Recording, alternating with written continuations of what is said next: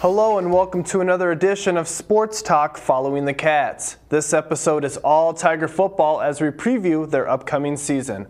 As you'll find out later, Cedar Falls has a lot of uncertainties thus far, but that doesn't mean expectations aren't high. The Tigers have reached the state playoffs each of the past 8 seasons and the state quarterfinals 6 of those years.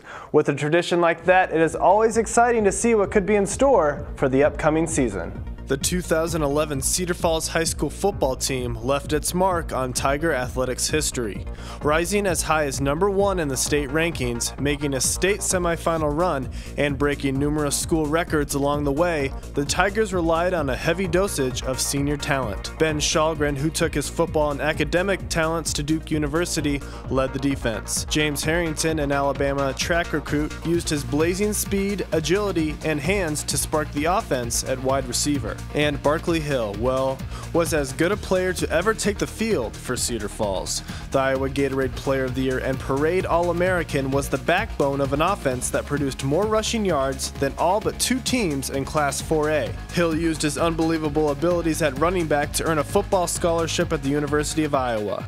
But now, they're all gone and Cedar Falls faces the daunting task of replacing one of the best football classes of all time. It was a privilege to be able to coach them, and we enjoyed them. But things move on as they do in high school football, but what we're looking at now is probably a running back by committee type of thing. It'll be an entirely different flavor from what we've been, obviously with Barkley.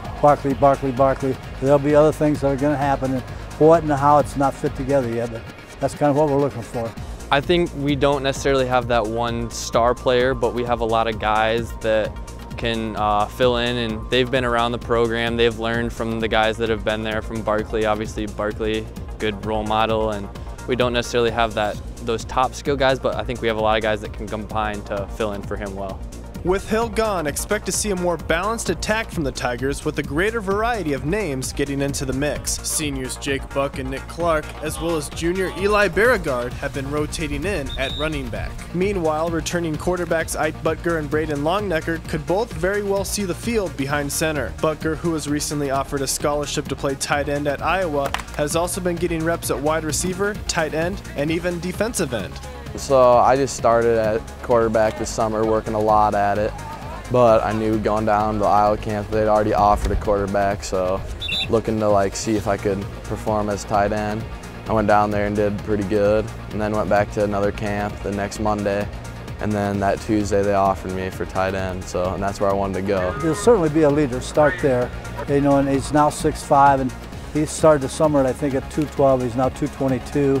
He's a big person, he runs well, he has soft hands, he throws the ball well, he's a leader, he can be a wide receiver, he can be a tight end, he can be a linebacker, a free safety, a defensive end, so all that has to be worked out yet, and that starts moving, and wherever he goes, we can move other people different places, so it's really, when I said different flavor, has a lot to do with it. We're giving it some test runs right now in practice, just seeing how things are going, and we're going to put people in places where they can help our team the best, and it's nice knowing that if you are off one day, it's not going to hurt your chances of playing just because there are so many places that we're able to play, and I think it definitely is an advantage. The Tiger defense also has some key players to replace this season. Along with standout linebacker Ben Shalgren, CF lost another all-conference linebacker in Parker Smith, as well as an all-conference defensive back in Sean Haggerty. Senior defensive end Randolph Bryan, junior linebacker Jared Farley, and senior defensive back Braden Longnecker all return, however, and will look to retain the tenacity of the Tiger D with their respective units. Each earned All-MVC status last season. We've had a lot of guys step up in practice so far, and we did lose some really good players, and just looking to rebuild off of them and have some new guys step up, and maybe some young guys even step up. We'll be really good at stopping the run. I think that's what we really key on, is the run game. Stop that first, and then we got a bunch of new players coming in, so it might look a little different, but it should be good. While there's some uncertainty with the defense and offensive skill positions, there's a firm foundation with the offensive line. 4 out of 5 starters return, with 3 of those 4 returners being all Mississippi Valley Conference selections. All-Stater Ross Pierschbaker and senior Colton Wellman will see action at tackle. Junior Gabe Clark and senior Hayden Shea will take care of the guard positions, and Clark Doyle has been taking reps at center. Doyle will look to replace the reliable Zach Ranavardi, who was the lone senior on the line last season. So while there will be inexperience at running back, an experienced line should ease that transition. The offensive line should be one of the better ones we've ever had here if we keep them healthy and develop 1 more, 2 more maybe. We just got to be ready to go, and we set the tempo up front offensive line-wise. So I just think our main thing to work on is depth and just kind of establish some backup guys that can help fill in. That's our main point right now, you know, if we get some injuries or whatever, But yeah, we're definitely going to be the ones to set the tempo and kind of, you know, get the game rolling for us. Pierschbaker, a junior, enters his 3rd season on the varsity squad, having played since his freshman year. Last year, Pierschbaker was the only sophomore in Class 4A to be named to the first team All-State squad. Then, this past summer, Pierschbaker was invited to the Opening, a prestigious football camp at Nike's headquarters in Beaverton, Oregon, that features 150 of the nation's top football recruits. Pierschbaker was just one of a handful of juniors to be invited to the Opening, meaning he very well could be one of the country's most highly touted recruits upon his graduation in 2014. He's now 6'4", 275, maybe 280, maybe 282. Same speed, you talk about leadership, incredible leader, you know, and they'll probably look at him at defense a little bit as well as offensive tackle, that kind of thing. Coaches all over the country know about him on videotape, and that alone is a privilege for our program because when they're looking at Ross, they're looking at other players. He's had a great time. He went out to Oregon on that deal, you know, on that special trip, and he learned a lot. He also learned that there were guys better than him, which means he still has to work hard. He's good now, but he's not where he has to be. So he's going to find out, you know. And that doesn't hurt either. Technically, you know, recruiting hasn't even legally started yet, so I'm just going to kind of wait and see what comes my way after the season. And then if I feel comfortable with a decision, I'll make it. But if not, I have no problem waiting till senior year and take my officials and just kind of take my time and enjoy it. You know, it only happens once. Despite a loss of firepower from 2011 to 2012, you cannot deny that this year's squad possesses some very talented individuals.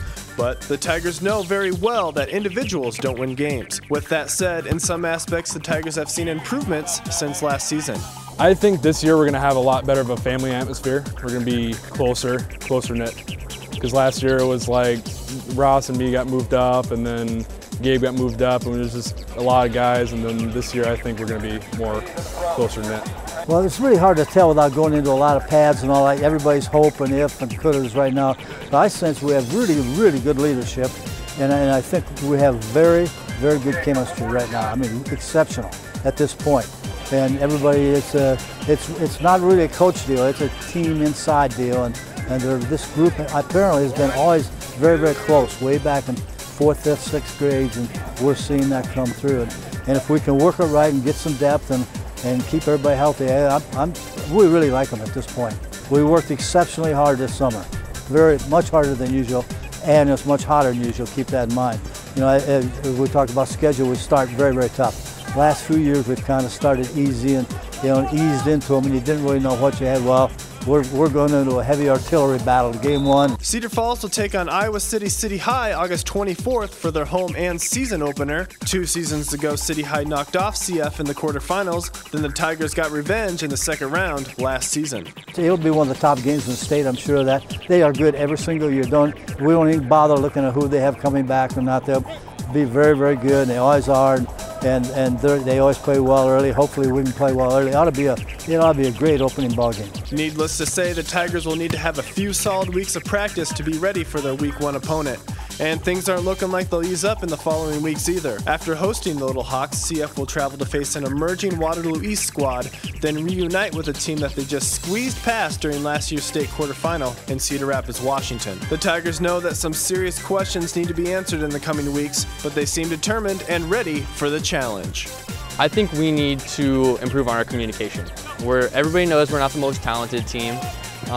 We lost some of our big players, but we just need to communicate and make sure we are completely sound as a team.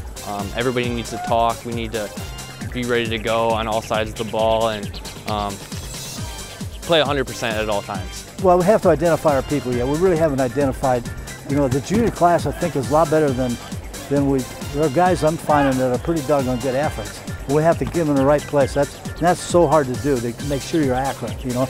And then get that depth set, you know, you want to be at least 2 deep, 15, 18 people everywhere, and then get them in shape. And then scheme-wise, it's not going to be tailback, tailback, tailback. There'll be other things, and we have to find that. Defensively, we're having some things that we really like in different players, and we've had a couple surprises already, you know. So let them unfold and see how they develop. And so always 3 or 4 guys come out of nowhere. Guys that a year ago we just said that guy will never play, and just all of a sudden they step in and play and do well. And who's that going to be? The Tigers season opener is Friday, August 24th at the Unidome versus Iowa City High. Kickoff is at approximately 8 p.m. If you can't make it to the Dome or want to watch the game again, make sure to tune in to Cedar Falls Community Television for replays of the match. Well, that's it for this edition of Sports Talk Following the Cats. Happy football season, and thanks for watching.